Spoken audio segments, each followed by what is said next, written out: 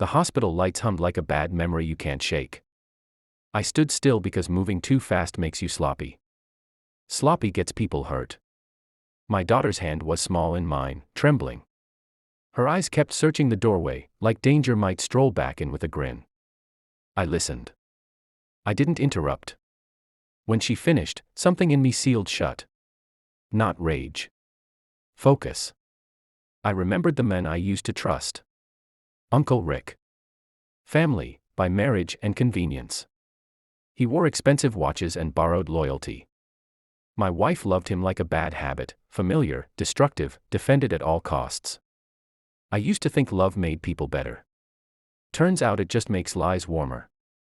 We built a life on clean surfaces. Charity galas. Board seats. Security teams that made us feel important. I'd been away more than I liked. Not by choice, by duty. I told myself absence was temporary.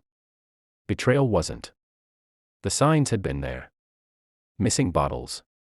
Staff rotating too often. Accounts reconciled a little too neatly. I ignored them because ignoring pain feels like control. Until it isn't. I kissed my daughter's forehead and promised her something without words. Then I left. I didn't go home. I went to work.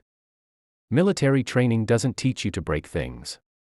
It teaches you to wait. To map rooms. To learn patterns. To let people convict themselves.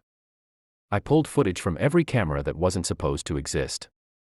I archived texts that deleted themselves. I cloned access cards. I documented the security detail drinking my whiskey on my time. Then I made the calls I'd prepared for years without knowing why. The trust came first. Retirement assets I'd parked under conservative language and boring signatures. The kind that gets underestimated.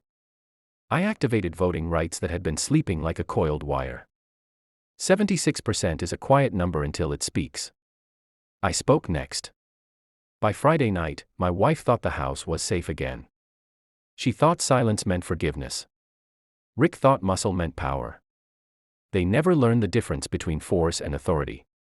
I let them enjoy the weekend. Monday morning, the board convened an emergency meeting. My phone buzzed once. The CEO's voice was sharp, practiced.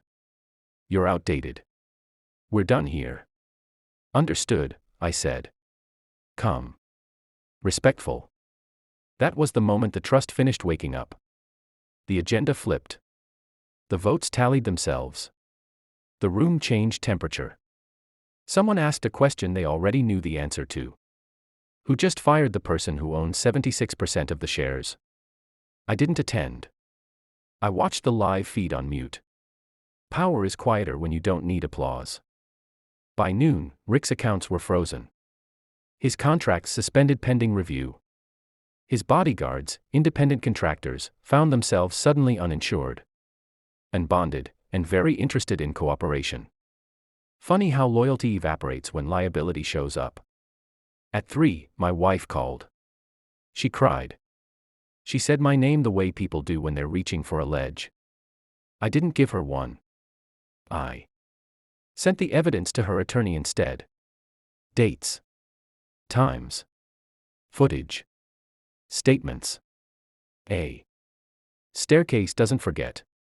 That evening, I went home. The house smelled like someone else's confidence. I walked room to room. Noting the scuffs, the moved frames. The careless fingerprints. Rick was there, sitting too comfortably. He stood when he saw me. Big smile. No apology. I didn't raise my voice. I didn't need to. I know, I said.